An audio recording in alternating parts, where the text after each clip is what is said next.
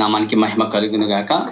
మరొక ఈ మధ్యాహ్న కాల సమయంలో ఈ రీతిగా మీ దేవుడి సన్నిధిలో కూర్చుని మరొక మాటను ధ్యానం చేసుకోవడానికి దేవుడిచ్చిన కృపను బట్టి దేవునికి మహిమ కలుగును గాక. మంచిది. మరి శిలువ మీద ప్రభు పలికిన 7 మాటలు, అలాగనే ప్రభువారు పొందినటువంటి పంచగాయాలు చాలా ప్రాముఖ్యమైనవి. వాటిల్లో ఈ రోజున 6వ మాటని మనం ధ్యానం చేయడానికి దేవుడిచ్చిన గొప్ప భాగ్యం. చాలా మంది పరిశుద్ధులు, చాలా మంది గొప్ప గొప్ప ప్రార్థన పరులు, విజ్ఞాపనకర్తలు మన మధ్య ఉన్నారు. అయినప్పటికీ దేవుని కృపను బట్టి ఈ దినాన్న ఈ మాటని ధ్యానం చేయడానికి దేవుడిచ్చిన ఉచితమైన కృప తప్ప మరొకటి లేదు. అందుని బట్టి ప్రభు నామానికి మహిమ కలుగును గాక. మరి అవకాశం ఇచ్చిన భారతి మేడం గారికి, అలాగే గ్రూప్ సభ్యులందరికీ కూడా ప్రభు పెట్ట వందనాలు తెలియజేస్తున్నాను. మంచిది. మనము ఒకసారి లేఖనం చదువుకుందాము. యోహాను సువార్త 19వ అధ్యాయము 30వ మాట. ఏం చదువుతారా? చదవము. యోహాను సువార్త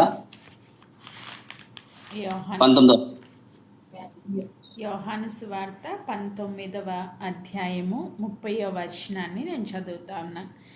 యేసు ఆ చిరకను పుచ్చుకొని సమాప్తమైనదని చెప్పి తల వంచి ఆత్మను అప్పగించెను. పరిశుద్ధాత్మీయుడు లేఖనములు మన కొరకు ఆశీర్వదించి విరిచి వడ్డించును గాక. ఆమేన్. ఆమేన్. మంచిదండి. దేవుని మహాకృపను బట్టి మొదటి మాటగా క్షమాపణ, 2వదిగా రక్షణ, 3వదిగా బాధ్యత, 4వదిగా వేదన, 5వదిగా ఆత్మదాహము లేదా వాక్య దాహము, పరిచర్య దాహము కలిగి ఉండాలని మనం వీటి గురించి ఇప్పటివరకు నేర్చుకుని ఉన్నాము. ఇక 6వ మాటగా ప్రభువారు చెప్తున్న మాట సమాప్తమైనది. ఇది ఇంగ్లీష్ లో చూస్తే ఇట్ ఈస్ ఫినిష్డ్ అని ఉంటుంది. అంటే ముగించబడినది లేదా సమాప్తమైనది, పూర్తి చేయబడినది. గ్రీక్ బైబిల్లో టెటలెస్తా అని ఉంటుంది, అంటే చెల్లింపబడినది అని కూడా రాయబడి ఉంటుంది. దాని అర్థాలని చెప్తున్నాను. అంటే సమాప్తమైనది అనొచ్చు, పూర్తి అయినది అనొచ్చు, చెల్లింపబడింది అనొచ్చు. ఏదైనప్పటికీ ఇంగ్లీష్ బైబిల్లో చాలా అద్భుతంగా ఉంది. ఇట్ ఈస్ ఫినిష్డ్ అంటే పూర్తి చేయబడిపోయింది. చక్కగా అంటే సమాప్తమైనది అన్న పదం కన్నా ఆ వర్డ్ చాలా అద్భుతంగా అనిపిస్తుంది నాకు. అందుకని దాన్ని తీసుకున్నా నేను. ఇట్ ఈస్ ఫినిష్డ్, పూర్తి చేయబడింది. సహజంగా మనము చూస్తే ముగించడం లేదా పూర్తి చేయడం అనేది మనం వింటుంటాం. మన లేఖనాలు ఎక్కడైనా చూసినా కూడా ప్రభు వారు చాలా ఉపమానాలు చెప్పారు. ఆ ఉపమానాలు కూడా ఆ చివరిలో ఏమైంది, ముగింపులో ఏమైనది అనేది చూస్తాం. ఇప్పుడు ఐదు తలాంతాలు ఇచ్చిన వాళ్ళు, 2 తలాంతాలు ఇచ్చిన వాళ్ళు, 1 తలాంత తీసుకున్న వాళ్ళు, దాని పని ముగింపులో ఏమైంది దానికి తీర్పునే దేవుడు చూపించాడు. అలాగనే బుద్ధి గల కన్యకలు, బుద్ధి లేని కన్యకలు, వాళ్ళని కూడా చూస్తే వాళ్ళకి వీళ్ళకి వ్యత్యాసం ఏమీ లేదు. కానీ ముగింపులో ఆయన రాకడికి ఎవరు సిద్ధపడంగా ఉన్నారు అంటే ఏదైనా చివరిలో మొదట కొద్దికునను తుదకి మహా అభివృద్ధి అన్నట్టుగా ఆ ముగింపునే ప్రభు వారు చూస్తున్నారు. ఈ రోజున ఆ ముగింపులో ప్రభు శిలువ మీద ముగింపు దశలో ఇక చివరికి వచ్చేసిన సమయంలో దేవుడు పలుకుతూ ఇట్ ఈస్ ఫినిష్డ్, ముగించబడింది. ఏమి ముగించబడింది అది మనం నేర్చుకుంటున్నాం ఈ రోజున. దేవునికి స్తోత్రం.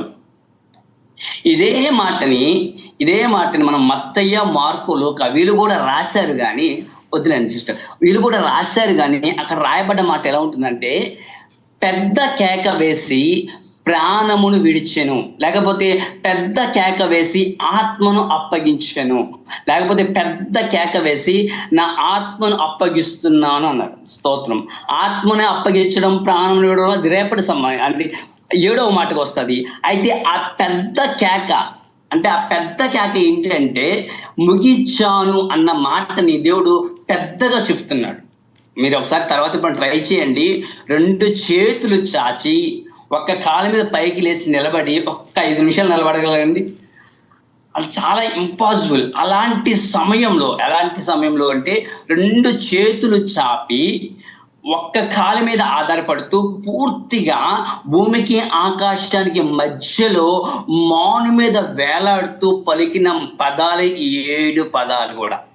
ఈ 7 పదాలు ఇక అయిపోయింది. ఇక సమస్తము కూడా పూర్తి అయిపోయి చివరిలో ఇక ఓపికను కూడా తెచ్చుకుని పలుకుతున్నటువంటి మాట ఇట్ ఈస్ ఫినిష్డ్, ముగించాను. అయితే ఆ పదానికి, 6వ పదానికి ఎందుకు అంత ఇంపార్టెన్స్ ఇస్తున్నాము అని అంటే ఈ 6వ పదంలో దేవుడు ఇప్పుడు మనం చూస్తాము ఒక విజయముతో మాట్లాడిన మాట అది. అంటే చాలా మంది వృద్ధులు, ఒక వయసు అయిపోయిన వాళ్ళు, లేక మరణ అంచులో ఉన్న వాళ్ళు, అయ్యా ఇక ముగించాను, ఇక నా పని అయిపోయింది, నా టైం అయిపోయింది, ఇక ఇది అది అప్పగించినప్పుడు చాలా బాధతో వేదనతో చెప్తారు. కానీ ప్రభువారు వేదన పడింది ఎందుకంటే తండ్రి తన చేతుల్ని విడిచిపెట్టినప్పుడు వేదన పడ్డారు. నేను ఇంకా ఆత్మల కొరకు దాహాన్ని కలిగి ఉన్నాను వేదన పడ్డారు. కానీ లాస్ట్ లో ముగించే ముందు ఆయన పలికిన మాట చాలా గట్టిగా పలికాడు, చాలా గట్టి. అందుకే పెద్ద కేక వేసి, ఏం కేక అంటే ఇట్ ఈస్ ఫినిష్, ముగించబడింది. ముగించాం, అది మనం నేర్చుకుంటున్నాం ఈ రోజున. అంటే ఆ మాట ఏదో తాత్కాలికంగా పలికిన మాట కాదు, ఏదో యాదృచ్ఛికంగా పలికిన మాట కాదు, ఏదో చెప్పాలని చెప్పిన మాట కాదు, విజయముతో వేసిన కేక. Praise the Lord. విజయముతో అరిచిన అరుపు. మనం చూస్తుంటాం క్రికెట్ లో ఒక దేశం మీద మరొక దేశం గెలిచినప్పుడు వాళ్ళు ఆ ఛాంపియన్షిప్, ఆ కప్పు తీసుకున్నప్పుడు చాలా అల్లరి చేస్తారు, చాలా కేరింతలు కొడతారు. గల కారణం ఏంటంటే మేము విజయాన్ని సాధించాం. ఈ రోజున ప్రభువారు కూడా శిలువ మీద తండ్రితో, అయ్యా నువ్వు చెప్పిన పని సమస్తాన్ని నేను ముగించాను అనే విజయముతో, అంటే ఆయన మరణమే విజయముగా మార్చింది. దేవునికి స్తోత్రం, హల్లెలూయా. ఆయన మరణం అది. కానీ ఈరోజు చాలా మందికి తెలియని విషయం ఏంటంటే మరణించిన దినాన్ని ఎందుకయ్యా గుడ్ ఫ్రైడే అంటారని అన్యులు మాట్లాడుతున్నారు. కానీ ఆయన మరణము వెనుకాల గొప్ప విజయము దాగి ఉన్నది. ఆయన మరణించి మనకి విజయాన్ని ఇచ్చాడు, ఆయన మరణించి మనకి విజయాన్ని అనుగ్రహించాడు. ఆ మరణము చివరి దిశలో విజయముతో ఆయన మాట్లాడుతున్న మాట ఇదండి. దేవునికి స్తోత్రం. మంచిది. ఏం గెలిచాం? ఆయన మరణించి మనకి ఏమి ఇచ్చాడు? యోహాను సువార్త 6వ అధ్యాయము 38వ మాటను చదువుకుందాం. యోహాను సువార్త 6వ అధ్యాయం 38వ మాట. యోహాను సువార్త 6వ అధ్యాయము 38.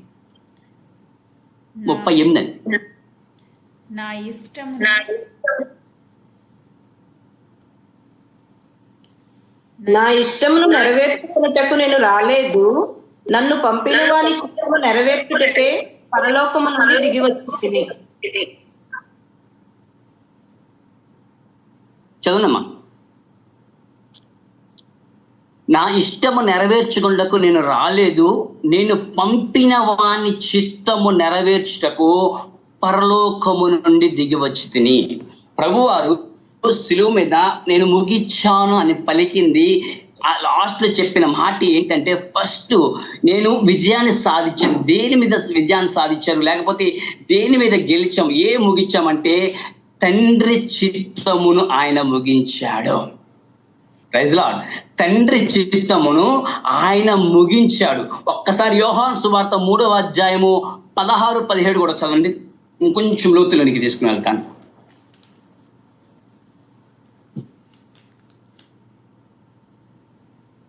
దేవుడు లోకమును ఎంతో ప్రేమించెను,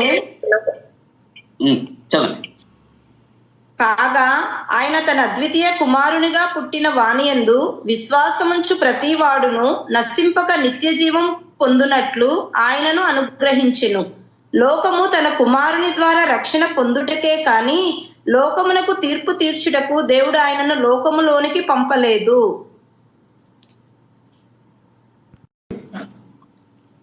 దేవుడు లోకమును ఎంతో ప్రేమించెను. దేవుడు లోకాన్ని ప్రేమించి తన కుమారుని ద్వారా రక్షణ పొందడానికి, అంటే తన కుమారుడి ద్వారా రక్షణ పొందాలని ప్రభువారు తన కుమారుని, అద్వితీయ కుమారుని మన కొరకు పంపించారు. ఏ కార్యము చేయాలి? ఆయన మొదట 6:38 చూస్తే, నేను తండ్రి చిత్తము నెరవేర్చడానికి. ఏంటి ఆ చిత్తం అంటే? రక్షణ కార్యాన్ని జరిగించడానికి ఆయన ఆ శిలువ మీద ఆ రక్షణ కార్యాన్ని ముగించి ఆ శిలువ మీద చెప్తున్నాడు, తండ్రి మీరు పంపినటువంటి ఆ రక్షణ కార్యాన్ని నేను ముగించాను అంటున్నాడు. ఏ రీతిగా ముగించారయ్యా అంటే మనకందరూ తెలుసు, మొదటి ఆదాము ద్వారా పాపము లోకంలోనికి ప్రవేశించింది. ఆ ఆదాము ద్వారా ప్రవేశించినటువంటి ఆ పాపము కొట్టివేయబడాలంటే ఒక పరిశుద్ధమైన రక్తము కావాలి, ఒక నీతిమంతుడు రక్తం కావాలి, ఏ పాపము లేని రక్తము కావాలి. ఆ రక్తము లోకములోనిదే అయి ఉండాలి. అది కూడా ఇంపార్టెంట్. ఆ లోకము డైరెక్ట్ గా ఈ విషయంలో ఏంటంటే చాలా మంది అనుకుంటారు, యేసుప్రభు వారు అనేకమైన సందర్భాల్లో నీ పాపాలు క్షమించబడ్డాయి లేదా నీ దోషము క్షమించబడింది అని అనేకమైన సార్లు పాపం మీద అధికారంగా మాట్లాడిన దేవుడు అందరి పాపాలు క్షమించవచ్చు కదా అని అంటారు. అయితే అక్కడ మనం నేర్చుకోవాల్సిన గొప్ప పాఠం ఏంటంటే, ఆయన తండ్రి చిత్తము నెరవేర్చడానికి భూలోకానికి వచ్చి మొదటి ఆదాము పాపము మొదలుకొని చివరాఖరిగా పుట్టేవాడి పాపము వరకు కూడా, అంటే పుట్టబోయే వారి పాపముల కొరకు కూడా రక్తాన్ని వెలగా చెల్లించడానికి ఆయన శిలువ మరణము పొందవలసిన అవసరత వచ్చింది. అంటే కేవలము ఒక మనిషి పాపము లేక ఒక వ్యక్తి పాపము అయితే ఒక మేకతో ఒక దోటినో సమర్పించవచ్చు, అది కొంతకాలం వరకే, అప్పటి వరకు చేసిన పాపం వరకే. కానీ అది తరాలుగా ఏలుబడి చేసిన శాపము కొట్టివేయబడాలంటే, మన తరువాతి తరాల శాపం కూడా కొట్టివేయబడాలంటే, పూర్తిగా లోకంలో పాపము కొట్టివేయబడాలి అంటే ఒక పరిశుద్ధమైన నీతిమంతుడి రక్తము కావాలి. ఆ రక్తము మాను మీద ప్రవహించాలి. రక్తము ఏదో రక్తం కావాలని కాదు, ఆ రక్తము ఆ కొయ్య మీద పారాలి. ఆ పారినప్పుడే ఆ పాపానికి విడుదల కలుగుతుంది. ఎవరైతే ఆ రక్తం దగ్గరికి వస్తారో వాళ్ళందరూ పాపము నుంచి విడిపించబడతారు. వాళ్ళందరి పాపాలు కొట్టివేయబడతాయి, వాళ్ళందరి దోషాలు కొట్టివేయబడతాయి, వాళ్ళందరి తరాలుగా వాళ్ళ మీద ఏలుబడేసిన శాప దోషాలన్నీ ఒక్క దినమున కొట్టివేయబడ్డాయి. అదంటున్నాడు ప్రభు, నేను వాటన్నిటినీ కొట్టివేశాను ఆయన. అది మొత్తం అప్పటి వరకు ఎంత మంది ఉన్నారో వారందరి పాపాలు, ఆ తరువాత వచ్చే వారి పాపాలు, అందరి పాపాలను నేను కొట్టివేసి అందరికీ రక్షణ అనుగ్రహించినట్లుగా నువ్వు చెప్పిన పనిని నేను ముగించానయ్యా అని గర్వంగా చెప్తున్నాడండి. దేవునికి స్తోత్రం. ఈ రోజున అమ్మా నీకు ఇచ్చిన పని ఏం చేసావు, లేకపోతే అయ్యా నీకు ఇచ్చిన పని ఏం చేసావు, నీకు అప్పగిచ్చిన బిడ్డను ఏం చేసావు అంటే మనం ఆ మాట అడగగానే తడబడతాం. ఆ పని పూర్తి చేసిన వాడైతే హ్యాపీగా చేశానండి అని చెప్తాడు. చేయలేని వాడు ఇంకో కంగారు పడతాడు, లేకపోతే ఆలోచిస్తాడు, ఏం చెప్పాలా అని ఏదేదో ఆలోచనలు కలిగి ఉంటాడు. కానీ ఎవరైతే పని పర్ఫెక్ట్ గా చేస్తాడో వారు ధైర్యంగా ఎస్ ఐఎమ్ ఫినిష్, నేను చేశాను. ప్రభు అదే అంటున్నాడు, నేను పూర్తి చేశాను. ఏం చేసావయ్యా అంటే తండ్రి చిత్తమును నెరవేర్చాను. తండ్రి చిత్తం ఏంటయ్యా అంటే ప్రతి ఒక్కరూ కుమారుని ద్వారా రక్షణలోనికి రావాలి. ఆ రక్షణ కార్యాన్ని శిలువ మీద నేను చేశానంటున్నాడు. దానికి స్తోత్రం, హల్లెలూయా. ఆ రక్షణ కార్యములోకి ఎవరైతే వస్తున్నారో, ఆయన పాదాల దగ్గరికి ఎవరైతే వస్తున్నారో, ఆ శిలువ దగ్గరికి ఎవరైతే వస్తున్నారో వారందరి దోష పాపాలు క్షమించాడు దేవుడు. ఈ రోజున వచ్చిన మన పాపాలు క్షమించబడ్డాయని నిశ్చిత మనకున్నది. రాబోతున్న వారి పాపాలు కూడా క్షమిస్తాడన్న ధైర్యం కూడా మనకున్నది. దేవునికి స్తోత్రం. వాళ్ళకి తెలియకపోవచ్చు, క్షమిస్తాడా క్షమించిన ఆలోచన ఉండొచ్చు, కానీ నిశ్చయంగా ప్రతి ఒక్కరి పాపాలు కూడా ఆయన క్షమించడానికి సంసిద్ధమై ఉన్నాడు. అంటే పాపమునకు యేసు రక్తము వెల చెల్లించింది. ఫస్ట్ పాయింట్ ఏంటంటే పాపమునకు తండ్రి చిత్తము నెరవేర్చడం అంటే పాపమునకు వెల చెల్లించబడినది. Praise the Lord. రెండో పాయింట్ చదువుకుందామండి. యోహాను సువార్త 14వ అధ్యాయం 31వ మాట చదవండి. యోహాను సువార్త 14 యోహాను సువార్త 14వ అధ్యాయము 31వ మాట వచనాన్ని నేను చదువుతున్నాను. అయినను నేను తండ్రిని ప్రేమించుచున్నానని లోకము తెలుసుకొనున్నట్లు తండ్రి నాకు ఆజ్ఞాపించినది నెరవేర్చుటకు నేను ఇలాగు చేయుచున్నాను. లెండి ఇక్కడి నుండి వెళ్ళుదుము. మత్తయి సువార్త 5:17 కూడా చదువు సిస్టర్. మత్తయి సువార్త 5:17. మత్తయి సువార్త 5వ అధ్యాయము 17వ వచనాన్ని నేను చదువుతా ఉన్నాను. ధర్మశాస్త్రమునైనను ప్రవక్తల వచనములనైనను కొట్టివేయవచ్చితినని తలంచవద్దు. నెరవేర్చుటకే గాని కొట్టివేయుటకు నేను రాలేదు.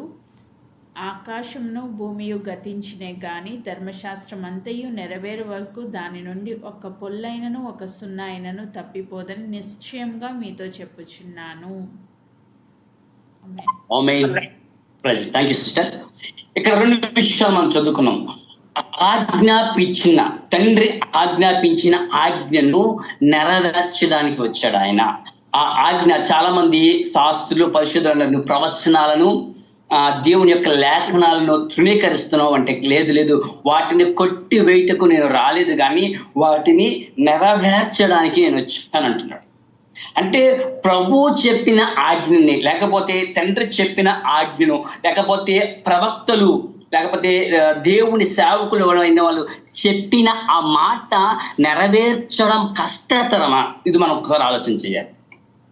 నేను దినం కూడా సిస్టర్ చాలా ప్రవచనాలు కోట్ చేస్తారు, చాలా సంతోషం అనిపించింది. ఇంచుమించుగా 10 దాకా చెప్పారు రెఫరెన్స్లు. ఇంచుమించుగా శిలువ మానుపైన ప్రభువారు పుట్టిన మొదలుగా మరణించే అంతవరకు 300 పైన ప్రవచనాలు ఉన్నాయండి. 300 పైన ప్రవచనాలు ఉన్నాయి. అవన్నీ కూడా మనం ధ్యానం చేయడం చాలా టైం పడుతుంది. కానీ ఆ ప్రవచనము నెరవేర్పులోనికి తీసుకురావడానికి ఎంత కష్టతరం అనేది ఒకరోజు ఇప్పుడు మనం ధ్యానం చేద్దాం. అంటే ఒక ప్రవచనం చెప్తాము కానీ ఆ ప్రవచనము నెరవేర్పులోనికి తీసుకురావడానికి ఖచ్చితంగా ప్రయాసపడవలసిన అవసరత ఉన్నది. చిన్న ఎగ్జాంపుల్ చెప్తున్నాను. మన మధ్యన ఉన్న భారతి గారు మొన్నటి దినాన హైదరాబాద్ నుంచి బయలుదేరి ఆ ఊరు వెళ్ళి అక్కడి నుంచి కాకినాడ వచ్చి, కాకినాడ నుంచి పాలకొల్లు వెళ్ళి, పాలకొల్లు నుంచి మళ్ళీ కాకినాడలో చర్చి మీటింగ్ చూసుకుని మళ్ళీ అక్కడి నుంచి రేపు ఆదివారం ఏదో మ్యారేజ్ ఉందంట, అది చూసుకుని మళ్ళీ రిటర్న్ అవ్వాలి. ఎంతసేపు పట్టింది చెప్పడానికి? ఒక 2 సెకండ్లు పట్టింది. కానీ దాన్ని ప్రొనౌన్స్ చేయడానికి ఎంతసేపు పట్టింది చెప్పండి? బ్రదర్ అంతా నలిగిపోవాలి, వీళ్ళంతా నలిగిపోవాలి, పిల్లలంతా నలిగిపోవాలి, ప్రయాణం నలుగుడు. అంటే ఒక వ్యక్తి జీవితంలో 3-4 దినాలు, మహా అయితే ఒక వారం రోజులు షెడ్యూల్ చెప్పడానికి 2 నిమిషాలు పట్టింది, సెకండ్ పట్టింది. కానీ దాన్ని నెరవేర్పులోకి తీసుకురావడానికి ఒక్క టైం పట్టింది. టైం కాదు, ప్రయాస, కష్టం. దాన్ని నెరవేర్పులోనికి తీసుకురావడానికి ఖచ్చితంగా ప్రయాస అన్నది అవసరమే. ప్రియ దేవుని జనంగా ఈ రోజున దేవుడు నీతో మాట్లాడుతున్నాడు. ప్రభు నాకు ఒక వాగ్దానం ఇచ్చాడు కదని నువ్వు సంబరపడుతున్నావేమో. ఆ వాగ్దానము నీ జీవితంలో నెరవేర్చబడాలంటే, ఆ లేఖనము నీ జీవితంలో నువ్వు చూడాలంటే ఖచ్చితమైన ప్రయాస అవసరత ఉన్నది. ప్రభు నేరుగా యేసు ప్రభు పౌలుతో, అననీయతో చెప్పాడు. పౌలు గారి గురించి ఏమనంటే, నా కొరకు అధికారుల ముందు, రాజుల ముందు ధైర్యంగా మాట్లాడడానికి నేనే ఏర్పాటు చేసుకున్న సాధనం. చాలా సంతోషం. రాజుల ముందు, అధికారుల ముందు పౌలు ధైర్యంగా మాట్లాడతాడంటని చెప్పేసి అననీయ వెళ్ళిపోయి పౌలుతో మాట్లాడి బాప్టిజం ఇచ్చేసాడు, అయిపోయింది. ఆ తర్వాత పౌలు ఎంత ప్రయాసపడ్డాడండి, ఎన్ని బాధలు పడ్డాడండి, ఎన్ని వ్యాధులు పడ్డాడండి, ఎంతగా నలగగొట్టబడ్డాడు, ఎంతగా తన శరీరం దున్నబడిపోయింది. నేను వ్యక్తిని గురించి మాట్లాడుతున్నాను, దేవుని గురించి కాదు. పౌలు కూడా మనలాంటి ఒక వ్యక్తే కదా. అతడు కూడా అంత ప్రయాసపడి తన మిషనరీ పరిచయలో 3 సార్లు చేసిన మిషనరీ పరిచయలో ఎంతగా నలిగిపోయాడు. అపోస్తలుల కార్యాలు ధ్యానం చేస్తుంటే ఎంతగా ఆయన ప్రయాసపడ్డదని మనకు తెలుస్తుంది కదా. ఒక వ్యక్తి జీవితంలో దేవుడు చెప్పిన ఒక్క మాట నెరవేర్చడానికి జీవిత కాలపు ప్రయాస. Praise the Lord. ఆ మాట నెరవేర్పులోకి జీవిత కాలపు ప్రయాస పడి తీరాల్సిందే. మరొక వ్యక్తిని జ్ఞాపకం చేస్తాను. యోహాను గురించి, యోహాను రాసిన పత్రిక యోహాను చివరిలో ఉంటది.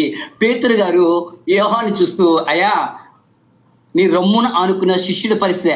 అతడి గురించి ఏంటి అంటే, యేసుప్రభు గారు సింపుల్గా ఒకటే మాట అన్నారు, అతడు ఉండుట నా ఇష్టమైతే నీకేంటి అన్నారు. అంతే, ఒకటే మాట. ఉంటే ఈయన అనుకున్నాడు ఆయన వచ్చేదాకా, అంటే ప్రభు వారు వచ్చేదాకా యోహాను ఉంటాడేమో, క్షేమంగానే ఉంటాడేమో అనుకున్నాం. కానీ యోహాను ఎంత వృద్ధాప్యంలో మోచిప్పలు 2 పీకి వేశారు. వృద్ధాప్యంలో తీసుకుని వెళ్ళి మసులుతున్న నూనె గిన్నెలో పడేశారు. వృద్ధాప్యంలో తీసుకెళ్లి పడవలో పడేస్తే ఆ పడవ కొట్టుకుని పోతే ఆ పద్మాసు ద్వీపులో ఏమీ లేకుండా పడి ఉన్నాడు. అంటే దేవుని మాట, ఆ మాట నెరవేర్పులోనికి ప్రయాస ఉన్నది. ఆ ప్రయాస తర్వాత దేవుడి గొప్ప కృప కూడా ఉన్నదండి. ఎవ్వరికి లేని ధన్యత యోహాను బ్రతుకుండంగానే పరలోకాన్ని చూసిన గొప్ప ధన్యత కదా. Praise the Lord. కాబట్టి ఈ రోజున ఆ లేఖనాల నెరవేర్పుకి ప్రయాస ఉన్నది. అలాగునే ప్రభువారు సిలువ మీద ముగించానయ్యా.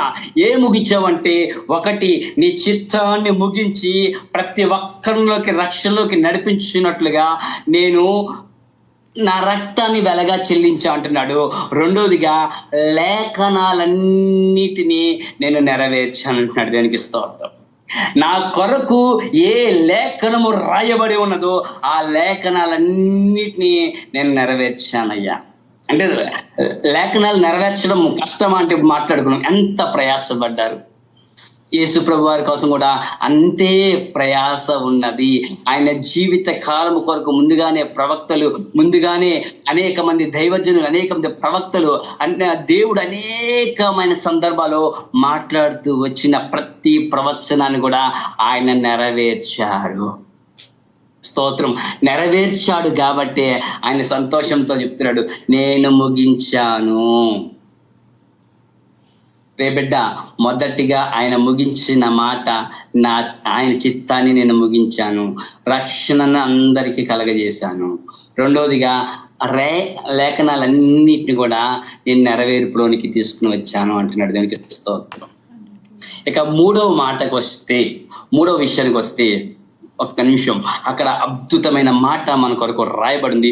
యోహాను సువార్త 1 యోహాను పత్రిక 4వ అధ్యాయం 19వ మాట.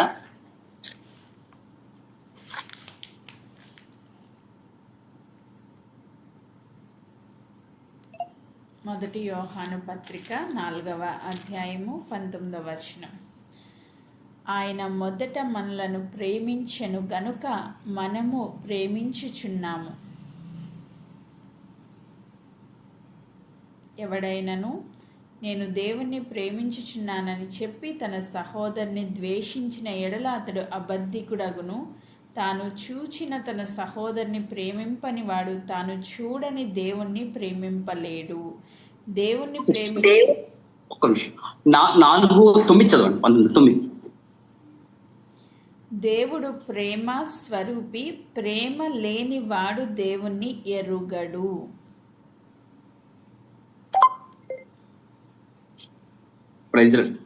నేను చదువుతున్నా అండి. 4:9. మనము ఆయన ద్వారా జీవించినట్లు దేవుడు మన అద్వితీయ కుమారుని లోకంలోనికి పంపెను. దీని వలన దేవుడు మన యందుంచిన ప్రేమ ప్రత్యక్షపరచబడెను. 1 ఆయన చిత్తము, 2వది లేఖనాల నెరవేర్పు, 3వది దేవుని ప్రేమ ప్రత్యక్షపరుస్తున్నాడండి. Praise the Lord. దేవుని ప్రేమ కోసం మాట్లాడాలి అంటే మనకి రోజైనా సరిపోదు. నాకైతే చాలు నిజంగా. ఎందుకంటే బాగా నాకు నోటెడ్ ఏంటంటే, యోహాను రాస్తాడు ఆయన కోసం రాయాలంటే భూలోకం అయితే సరిపోదని. నిజమే, ఆయన కోసం ప్రకటించాలన్నా, ఆయన ప్రేమను వివరించాలన్నా మనకి సమయం సరిపోదు. ఎందుకంటే అంత గొప్ప ప్రేమని వ్యక్తపరిచినటువంటి దేవుడు కావచ్చు, మనుషుడు కావచ్చు, అలాంటి వాళ్ళు ఎవ్వరూ లేరు. ముందైనా వెనకైనా అటువంటి వాడిని నేనైతే ఇంతవరకు నా జీవితంలో అటువంటి దేవుణ్ణి, అటువంటి మనుష్య కుమారుణ్ణి, ఎందుకంటే ఆయన మనిషిగా బ్రతికిన దినాల్లో ఆయన చూపించిన ప్రేమని మనం ఎప్పుడు చూడలేదండి. 2 ఉదాహరణలు మీకు ముందు ఉంచుతున్నాను. యేసు ప్రభు వారు ప్రేమని ఎంత అద్భుతంగా వ్యక్తపరిచారంటే లోకంలో. ఎందుకు వ్యక్తపరచవలసి వచ్చింది? ముందు అది నేర్చుకుందాం మనం. దేవుడు లోకానికి ప్రేమను ఎందుకు వ్యక్తపరచవలసి వచ్చిందంటే, మనం మొదట చదువుకున్నాం, దేవుడు లోకం ఎంతో ప్రేమించింది. దేవుడు లోకమున ప్రతి వ్యక్తిని దేవుడు ప్రేమిస్తున్నాడు. కానీ మన అపరాధ భావములను బట్టి, మన దోషములు బట్టి, కయీను ద్వారా వచ్చిన పగను బట్టి, బాగా గుర్తుపెట్టుకోండి, లోకంలోకి పగ ఎక్కడ ఆరంభమైందంటే కయీను ద్వారా ఆరంభమైంది. ఆ కయీను ద్వారా వచ్చిన పగ, కయీను ద్వారా వచ్చిన ద్వేషం, ఆ కయీను ద్వారా వచ్చినటువంటి ఈ పగ, ద్వేషం, వీటన్నిటిని బట్టి ప్రేమ రోజు రోజుకి దూరం అయిపోయింది. మనుషులో క్రూరత్వం పెరిగిపోయింది. ప్రేమగా ఉండవలసిన వ్యక్తి ఎందుకు ప్రేమగా ఉండాలి అంటే, దేవుడు ప్రేమతో తయారు చేసుకున్న వ్యక్తులమండి మనం. దేవుడు ప్రేమించి నా కొరకు నా నామ మహిమార్థమై వీరిని లోకంలో ఉంచాలని అవ్వని ఆదాముని ఎంతో ప్రేమతో తయారు చేసుకున్నారు. వాళ్ళు తప్పు చేసిన ఆ తప్పుని క్షమించి లోకంలో బ్రతకండి అని చిన్న శిక్ష వేసి లోకంలోకి పంపిస్తే, ఆ లోకంలో వారు శరీరధారిగా పుట్టినటువంటి, ఆ శరీరంగా ఉన్నటువంటి వాళ్ళకి పుట్టిన ఆ కయీను ద్వారా పగ, దేశం, క్రూరత్వం బయలుదేరాయి. వాటిని పూర్తిగా లోకంలోంచి తీసివేయాలని ప్రేమమయుడిగా ఆయన మన మధ్యకు వచ్చాడు. ఆయన ప్రేమని ఎలాగ వ్యక్తపరిచాడు లోకంలో చూపిస్తే, తల్లిని ఎవరైనా అమ్మ అంటాం, మన తల్లిని అమ్మ అంటాం. కానీ ప్రభువు ఒక వేశ్యని అమ్మ అన్నారు, సమరయ స్త్రీని అమ్మ అన్నారు, తన తల్లిని కూడా అమ్మ అని అన్నారు. అంటే ఆయనకి ఎలాంటి తారతమ్యం లేకుండా, అంటే పాపమే కదా, వేశ్య చేసింది పాపమే, సమరయ స్త్రీ చేసింది కూడా పాపమే, అయినా కానీ ఎలాంటి వ్యత్యాసం లేకుండా మరియమ్మకు ఏ స్థానాన్ని ఇచ్చాడో అదే స్థానాన్ని వేశ్యకి, అదే స్థానాన్ని సమరయ స్త్రీకి కూడా ఇచ్చి అందరి ఎడల తన ప్రేమను వ్యక్తపరిచిన ప్రేమమయుడండి ఆయన. కయీను ద్వారా వచ్చిన పగను ప్రేమ ద్వారా పరిపూర్ణము చేస్తున్నాడు. అక్కడ లోకంలోకి వచ్చి ఏం ముగించవయ్యా నీవు అంటే, చిత్తాన్ని ముగించా అన్నాడు, లేఖనాలు నెరవేర్పు ముగించా అన్నాడు. మూడోదిగా పగను కొట్టివేసి ప్రేమను పరిచయం చేస్తున్నా అంటున్నాడు. దేవునికి ప్రేమని పరిపూర్ణం చేస్తూ ఒక వేశ్యని, ఒక సమరయ స్త్రీని ఎలాగని పిలిచాడు, తన తల్లిని కూడా అందరితో సమానంగా పిలిచాడు. అంత మాత్రమేనా, ఇస్కరియోత దొంగోడని తెలుసు, తనను అప్పగిస్తాడని తెలుసు, అతని ఎడలు కూడా ప్రేమనే చూపించాడు తప్ప వీడు ఏదో రోజు నన్ను అప్పగిచ్చేస్తాడు, వీడితో జాగ్రత్తగా ఉండాలి అస్సలు ఎక్కడ ఒక్క కోడని కూడా. నాకు అదే ఆశ్చర్యం వేసింది. తెలీదా అంటే తెలుసు. ఈరోజు మనకి ఎవరి గురించి కొంచెం డౌట్ వచ్చినాము, వీళ్ళతో జాగ్రత్తగా ఉండాలండి అని అనుకుంటాం, మనం తప్పలేదు, జాగ్రత్తగా ఉండమని లేఖనాలు సెలవిస్తున్నాయి ఆయన. కానీ వాడు అప్పగిస్తాడని తెలుసు కూడా ఒకే ప్రేమను చూపించి చివరి వరకు రొట్టె ముక్క విరిచి వాడి చేతిలో పెట్టేంత వరకు కూడా తన ఇంటే తిప్పుకున్నాడు కదండి. ఎంత ప్రేమిస్తే ఎంత ప్రేమను కనబరిస్తే అలాగున తనతో నడిపించుకోగలుగుతాడు ఆయన. రోమా సైనికులు తనని పట్టుకుని బంధించి హేళన చేసి అవమానం చేసి ముఖం మీద ఉమ్మేసి గడ్డాన్ని పీకేసి యూదుల రాజానికి శుభము అని ఎంతగా అపహాసాలు చేసినప్పటికీ, ఎంత రవ్వంతైన ద్వేషాన్ని పెంచుకోకుండా పిల్లలు వాళ్ళకేం తెలియదులే అన్నట్టుగా ఒక తండ్రి బిడ్డల్ని ఎంతగా క్షమిస్తాడు అంతకన్నా ఎక్కువగానే క్షమించి వాళ్ళ ఎడలు కూడా ప్రేమ చూపించి సిలువ పైకి కూడా భూమికి ఆకాశానికి మధ్య ఏ ఆధారం లేకుండా ఆ మాను మీద వేలాడుతూ కూడా క్షమించినానా అన్నాడంటే ఆయన ప్రేమను వ్యక్తపరచడం కదా. ఆ ప్రేమని పరిపూర్ణం చేశాడు ఆయన. పగ, ద్వేషం, స్వార్థం, అసూయ వీటన్ని సిలువ మీద కొట్టివేసి ప్రేమని పరిపూర్ణము చేసింది ఎవడండి? స్తోత్రం. ఈ రోజున ప్రభు మన ముందు 3 విషయాలు ఉంచాడు. ఆయన చిత్తాన్ని నెరవేరుస్తున్నాడు. రెండవది లేఖనాలన్నిటిని తీసుకొస్తున్నాడు. ఆయన ప్రేమని పరిచయం చేస్తున్నాడు. అందుకే ఈ రోజున నిజమైన క్రైస్తవుడు ప్రేమని కలిగే ఉంటాడు. అలా అంటే ప్రేమ లేకపోతే మనం నిజమైన క్రైస్తవులు కదంటే మనం ఆ విషయంలో ఇంకా పరిపూర్ణం కాలేదు అంతే. నువ్వు క్రైస్తవుడు అని నేను అనట్లేదు, ఆ విషయంలో మనం ఇంకా నేను ఆ ప్రేమ అనే విషయంలో పూర్తిగా పరిపూర్ణ కాలేదు. ఆ పరిపూర్ణమైతే ఎంత నన్ను ద్వేషించినా వాళ్ళని ప్రేమించే స్థాయిలోనే ఉంటాను. ఇంకా నాలో ఏదో కోపం ఉంది, వారి మీద ఎందుకో కోపం వస్తుంది అంటే ఆ విషయంలో నేను పరిపూర్ణ కాలేదు. ఆ పరిపూర్ణత కొరకు ప్రభువా నన్ను ప్రేమ అనే విషయంలో పరిపూర్ణ చెయ్యని ఆయన పాదాల దగ్గరికి వస్తే ఖచ్చితంగా ఆ విషయంలో దేవుడు మనం పరిపూర్ణ చేస్తాడు. ఏ విధము చేతనైనను మనుషుణ్ణి పరిపూర్ణము చేసి క్రీస్తు నిందు నిలబెట్టవలనే కదా మన ప్రయాస, మన పోరాటము, ఈ ప్రార్థనలు, యాచన, విజ్ఞాపనలు, ఈ గ్రూప్ ప్రేయర్స్ ఎన్ని ఇంత దేనికే అల్టిమేట్ గా పరిపూర్ణము చేయబడాలి. ఏ విషయంలో తండ్రి కుమారుడికి ఏ విషయాన్నైతే బోధించాడో ఆ విషయాలన్నిటిలో మనము కూడా పరిపూర్ణము కావాలనే కదా. ఆ పరిపూర్ణత కొరకు మనం కనిపెట్టుకుంటున్నాం. స్తోత్రం. ఆ పరిపూర్ణత కొరకు మనం కనిపెట్టుకుంటూ ఈరోజు నా ప్రేమ అనే విషయం ఒకవేళ ఇంకా ఎక్కడైనా 1-2 అడుగులు వెనక్కి ఉంటే ఈ రోజు నీ మాటలు బట్టి మనము ఆయన ఎంత ప్రేమ చూపించాడో అంత ప్రేమను కూడా మనం చూపించే స్థాయికి ఎదుగుదుముగాక. Praise the Lord. 3 విషయాలండి. ఒకటి ఆయన చిత్తము, 2 లేఖనాలు నెరవేర్పు, 3వది పగ ద్వేషాన్ని కొట్టివేసి పరిపూర్ణమైన ప్రేమని చూపించి ఆయన విజయాన్ని సాధించాడు. స్తోత్రం. ఆయన విజయాన్ని సాధించి గట్టిగా చెప్తున్నాడు, నేను ముగించాను. నేను ముగించానని మనం అనుకోవచ్చు. చాలా మందికి ఒక డౌట్ ఏంటంటే నిజంగానే యేసు ప్రభు అధికారం అంటే అందరినీ క్షమించవచ్చు కదా అని. కానీ ఆయనకి అధికారం లేక కాదు. మీరు లేఖనాలు కరెక్ట్గా చూడగలిగితే ఆయన అనేక మీద అధికారాన్ని కలిగి ఉన్నాడు. వేటి మీద అధికారాన్ని కలిగి ఉన్నాడంటే పాపం మీద అధికారాన్ని కలిగి ఉన్నాడు, సృష్టి మీద అధికారాన్ని కలిగి ఉన్నాడు, రోగము పైన అధికారాన్ని కలిగి ఉన్నాడు. నేను ప్రాణం పెట్టుటకు ప్రాణం తీటుకు నాకు అధికారం ఉంది అన్నాడు. అంటే ఆ ప్రాణం పెట్టే విషయంలో, ప్రాణం తీసే విషయంలో, అంటే ఒక్కని ప్రాణం మీద ఆయనకి అధికారం ఉన్నది. ఇలాగున ఆయనకి అన్నిటి మీద అధికారం ఉంది. కానీ ఆ అధికారాన్ని ఎక్కడ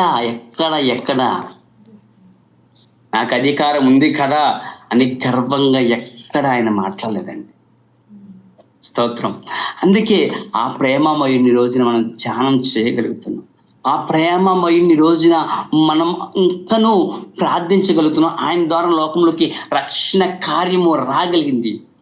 వీటన్నిటికీ కారణం ఒకటే, ఆయన తనని తాను తగ్గించుకున్నాడు.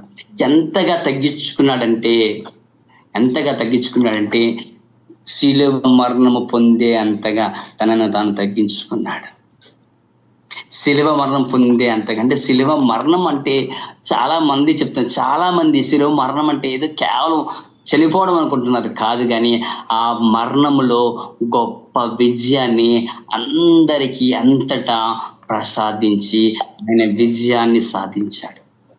సమాప్తం అయిందంటే ముగిసిపోయింది అని లోకం అనుకుంటారు. అని సమాప్తం అవడం అంటే పాపము సమాప్తమైంది, ద్వేషము సమాప్తమైంది, కోపము సమాప్తమైంది. నిజంగా దేవుని బిడ్డలు మనం చూస్తే నిజమైన క్రైస్తవులు కోపం చాలా తక్కువ ఉంటుంది, ద్వేషం చాలా తక్కువ ఉంటుంది. ఎందుకంటే వాళ్ళు నిజమైన క్రీస్తు ఫాలోవర్స్ కాబట్టి. మదర్ తెరీసా చూడండి, ఎక్కడో దేశం నుంచి మన దేశానికి వచ్చి మన దేశంలో కుష్ఠరోగులు బాగు చేయడం గల కారణం ఏంటి అంటే, రోజు లోకం చాలా అసహ్యంగా మాట్లాడుతున్నారు. కానీ అది మనకు అనవసరం, లోకం నుంచి మనకు అనవసరం. కానీ ఆమెకి క్రీస్తు ప్రేమ ఆమెలో ఉన్నందునే ఆ కుష్టి రోగుల పాదాలు కడిగిందండి, కాళ్ళు కడిగిందండి, ఆ పుళ్ళును కడిగిందండి. మనం చేయగలుగుతామా? చాలా కష్టం, మన వల్ల కాదు. ఎందుకంటే మనం ఆ ప్రేమలో పరిపూర్ణంగా రాలేదు అంతే, అంతకని ఏం లేదు. ఆ ప్రేమలో మనం పరిపూర్ణములోకి రాగలిగితే ఆ కుష్టి రోగులు కూడా క్రీస్తుని చూడగలుగుతాం మనం. ఆమె అలా చూసింది కాబట్టి అంత సేవ చేయగలిగింది. ఈ రోజున మన పరిచర్య కానీ, మన సేవ కానీ, మన చుట్టూ ఉన్న పరిస్థితులు కానీ, అన్నిటి కొరకు మనం భారంతో ప్రార్థిస్తున్నామంటే కారణం ఆయన ప్రేమ మనలో కొంచెంలో కొంత ఉంది కాబట్టి. ఆడవాడో కొరకు నేను ఎందుకు ప్రార్థన చేయాలంటే, నాకేం అవసరం అనుకుంటే ఏం లేదు, అయిపోయింది. కానీ ఎవరి కొరకో మనం ప్రార్థన చేస్తున్నాము అంటే అది దేవుడి ప్రేమని బట్టే. ఎవరో ముఖం తెలియని కొరకు మనం ప్రార్థన చేస్తున్నామంటే అది దేవుడి ప్రేమ మనలో ఉంది కాబట్టి. ఆయన మనలో ఉండి వారి కొరకు ప్రార్థించు అన్న భారాన్ని కలగజేస్తున్నాడు కాబట్టి. లేకపోతే మనం ప్రార్థన చేయలేము, ప్రార్థన రాదు, మనకి ప్రార్థన రాదు. ఇంకొక మాట కూడా చెప్తున్నా, ఆడండి పచ్చి తాగుబోతాడు అండి, వాడి కోసం ఎంత ప్రార్థన చేసినా మాట్లాడి అని చాలా మంది కొరకు మనం మాట్లాడతాం. తాగుబోతు కావచ్చు, తిరుగుబోతు కావచ్చు, వ్యభిచారి కావచ్చు, దొంగ కావచ్చు, ఎలాంటి వాడైనా లోకంలో ఏది మార్చదో ఒక ప్రార్థనే. మనము ఆ ప్రేమని, మన ప్రేమని వ్యక్తపరుస్తూ ప్రార్థించినప్పుడు ఖచ్చితంగా వాళ్ళు మారు మనసు వస్తుంది. ఖచ్చితంగా వారు మారు మనసు పొంది దేవుని రక్షణలోకి ఈరోజు, రేపు, ఎల్లుండు, ఈ నెల దొరకవచ్చు. కానీ ఏదో ఒక దినాన్న ఖచ్చితంగా దేవుణ్ణి తెలుసుకుంటారు, దేవుడి కొరకు సాక్షిగా మారుతారు. కాబట్టి రోజున ఆయన ప్రేమ ద్వారా లోకంలో పగని, ద్వేషాన్ని మొత్తాన్ని కొట్టివేశాడండి. కాబట్టి ఈ రోజున మనం నేర్చుకుంటున్న పాఠం ఒకటి, ఆయన చిత్తాన్ని నెరవేర్చాడు, ఆయన లేఖనాలని నెరవేర్చాడు. మూడవదిగా ఆయన ప్రేమని పరిపూర్ణము చేయడము నేర్పించి పగ, ద్వేషం వాటిని కొట్టివేశాడు. కొట్టివేస్తూ గట్టిగా ఒక మాట అన్నాడు, ఎస్ ఐఎమ్ ఫినిష్డ్, ఇది పూర్తయిపోయింది, ఇక లోకంలో ఇది ఉండదు. నిజంగా లోకంలో లేదా అంటే ఉంది, కానీ దేవుని బిడ్డల్లో లేదు, అది గుర్తుపెట్టుకోవాలి. లోకంలో పగ లేదా ఉంది, లోకంలో ద్వేషం లేదా ఉంది, లోకంలో అసూయ లేదా ఉంది, కానీ దేవుని బిడ్డల్లో అది లేదు.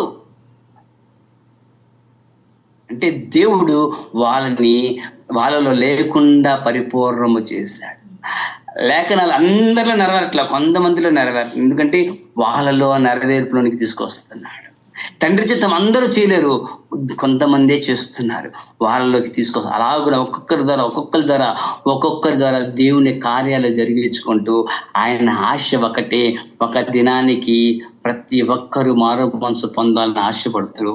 ఇంకా ఇంకా ఇంకా ఎంతో ఆశతో ఎదురు చూస్తూ లోబడ్డ నల్లని జనుల వైపు దివారాత్రులు చేతులు చాచి ఉంచిన దేవుడు.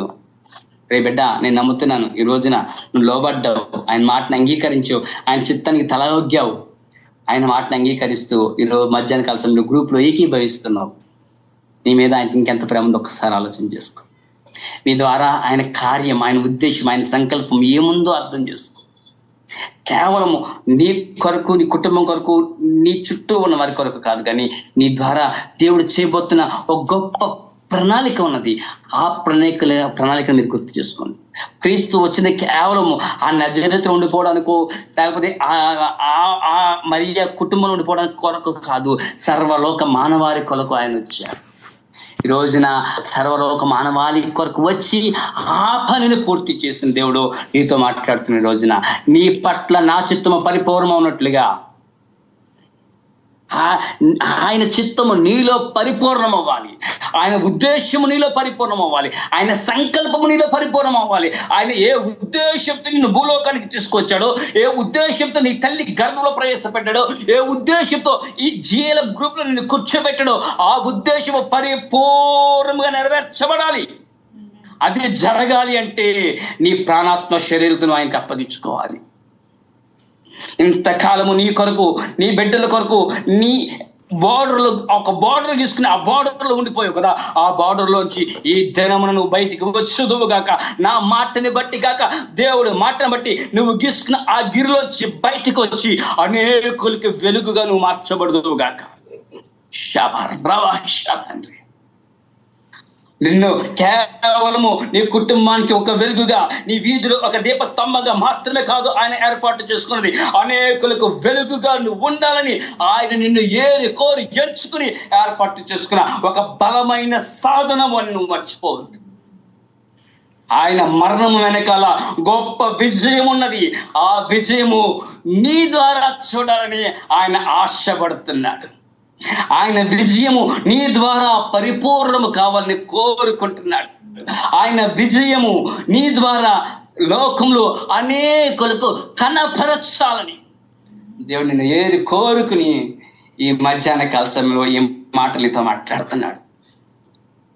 ఆ గిరిలో నుంచి బయటకు వచ్చి ప్రభు ప్రణాళికను, ప్రభు ఉద్దేశము, ఆయన సంకల్పమును తెలుసుకుని ఆయన చిత్తములకు అప్పగించుకుంటే, మరలా చెప్తున్నా, లేఖనము నెరవేర్చబడడానికి శ్రమ అవసరము, ప్రయాస అవసరము, కష్టము, టైం పడుతుంది. ఆ టైం తర్వాత దేవుని మహిమను కనులారా చూడగలుగుతాము. కేవలం నువ్వు ఒక్కడే కాదు, నీ ద్వారా అనేకులు చూస్తారు.